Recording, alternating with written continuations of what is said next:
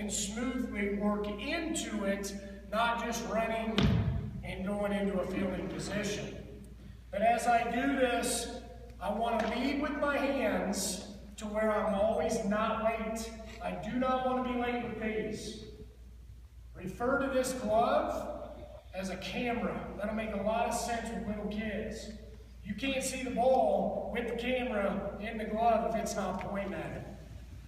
Okay? So as we work to it, I'm leading with my glove and lowering into position. I want to make sure that I go into a right, left, hands out front position.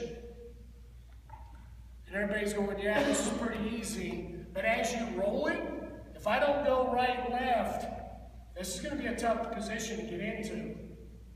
So I always want to make sure when I go into my right, left, that my glove is on the left side of my body. And the reason for this is as I receive, as that ball gets into my glove, we're going to start funneling. Which all a funnel means is receive. It's making the ball soft. It's letting me get into my throwing position, very similar to a catcher. But as I receive, I want to try to do the same thing. I'm trying to get my right foot and drive it towards my target. So if I were going to do this, I can start with a ready position. So here I am. Ball's hit. I'm going to work to it, and I go right, left. And you can do this to where the ball's not even moving, and do it over and over and over. I know I got some college guys in here. How many times were you guys during the summer stuck like this? Stay there. Do it again. And you do it over and over and over. But as I work to it and I go right, left, hands out front, this for us is really crucial at Mac and Seitz. I know there's some of you that teach pick through. Pick through. I did it in college too. But we teach trying to absorb to where the elbows are absorbing it like shots, and as I do that, I'm able to get my timing on my backside a little bit better. Okay? Anything to add on this? Good? So now as we go into backhand, same thing, I'm working to the ready position. My key here is I've got to read a backhand, and when I do, I want my depth and my angle slightly back.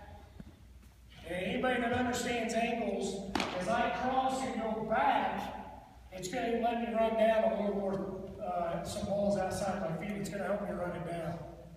But as I do that, it's always a one-hand play outside my feet. Everybody teaches two hands, two hands. What you don't want to do is try to get into this scenario. So as I go to the ready position, and I'm getting my crossover, and I'm trying to run it down, don't try, if you're rolling the ball, tell the kids to always backhand it. You'll have some where they know will get here, and then they'll try to want to do this. Just tell them to go ahead and backhand it. So as I do that, and I cross, I'm trying to be soft here again. Doesn't matter which foot. You're going to have some where you're going to be in this position. You're going to have some that are going to be in this one. But again, soft, I'm receiving. Once I receive, I'm still trying to go right, left. We don't teach stand here and chuck. That's going to cause some arm issues in the long run.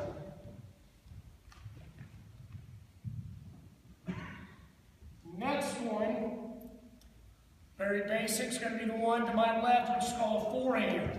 Same thing, as I come ready, it's going to be, you have some guys that will be a little bit of a jab. It's no different than base stealers. You have some guys that steal like this, and some that cross.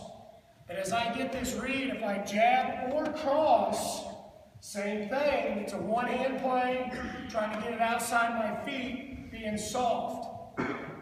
This one's different to where you have two types. You have one that's going to continue to carry me, and as it carries me, I'm going to have to spin to get back on track. Everybody loves that one.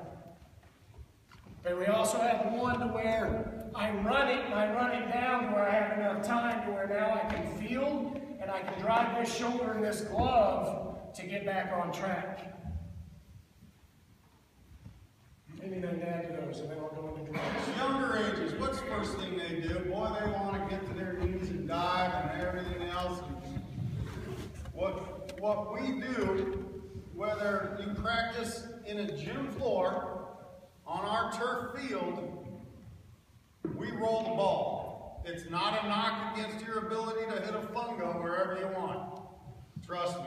At our facility, we'll have a dad 3 lanes over, and he'll snap hook it like his driver over there, and I'm going to hit and left. What the hell? Where did that ball come from? Hey, sorry. It isn't easy hitting fungos.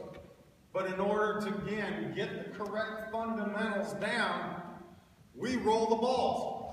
We roll them to our college team. We want them to get their feet in position to receive the ball.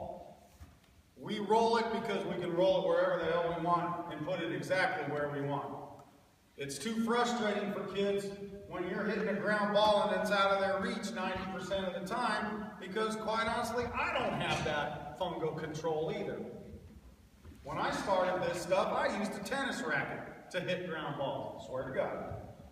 Now they got this new paddle thing and it comes off like a trampoline. It's beautiful. I'm out there with a tennis racket hitting ground balls to my 8 and under kids, and boy, they can pick it. You know why? Because I can hit it pretty close to where I want it to. Make it easy on yourself, because a good coach gets frustrated when the drill isn't going good. How many of you have been doing a drill like that? This isn't going good. Some of it could be from you, some of it could be from the kids, some of it could be from their attention span as well. Yep. We call this a bucket drill, which this is about the easiest you can do every camp. And basically you can do it the same as if you're on these lines. And what Mac's going to do is he's going to try to roll it on the line, and I'm going to be a couple steps back. But as I go to the balls of my feet and he rolls, I'm going to try to get around it and try to get my right left. And you're going to have to vary. Some kids, are just going to take off running. Some coaches are going to roll it a little too fast.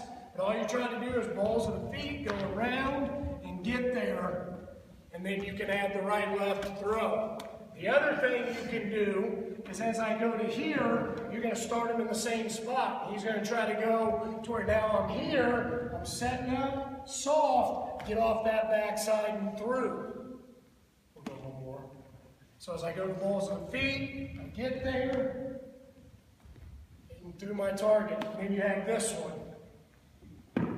So I go to the balls of my feet, try to go there, adjust, roll a little harder. We have this one, I can go. Okay. Talk about the throw, Chad, when they take their crow hop. Well, we have a crow hop and a shuffle. Those are basically the same thing. Crow hop's a little more what the term is used for outfield work. I've had to use a crow hop in the infield before. And then there's a shuffle, which is what we call our right and left. There's some guys, usually guys that can throw really hard, shuffle, shuffle, shuffle, shuffle, shuffle, and then they just let it go. We teach to always have the rhythm in a right, left, that's our crow hop. Do it again. Notice how Chad's right foot goes in front of his left foot on the crow hop. What happens if he goes behind on the crow hop? That shoulder gets out of whack. That shoulder goes away from the target. Next thing you know, that shoulder has to blow open. The ball takes off on him. So this amount of work from here, again, that repetition, once you get it down and you get them in a line and you keep rolling and you go. And you have a dad at the other end that has a bucket that he catches the ball, sets it in the bucket. Teach them to field, teach them to throw. Break it down in the simplest ways that you possibly can. 2 more drills. The easiest one is going to be, it's very similar to the catching. Your feet are always going to get you there and always get you in position. Your hands are the ones that bail you out. But we got to keep them soft. So all I'm going to do is I'm going to get on my knees, and this takes everything out of the equation. if you were to come and we were going to take a lesson, I do this with a fungo. I've had 8, 9, 10. He's just going to roll it. I'm trying to get my hands out into my chest. Now, that's a little drastic, guys. But I want to be out into the chest. And I just keep doing this. Out into the chest. And the other one you can add to this is he's going to try to give me a couple hops to where now it's not just smooth, it's where I'm giving with it. And again, some guys teach to where as that's coming, they want to do that. The only reason why we don't teach that is if I miss that, just similar to this, that thing's going clear across the infield. But, something to teach, you got to absorb. Just over and over and over, and you can do backhands and those. Set up forehands and backhands. Then we do a lot of working the hand drills again, and you see a lot of teams do this in their pregame warm-up when the kids are getting loose. It's just working the simple backhands and working. Now watch how Chad's elbow works up, not out. Sorry, I can't even do it. Not out, but up. Again, you receive the ball, you don't catch it. Pretty good. Forehand.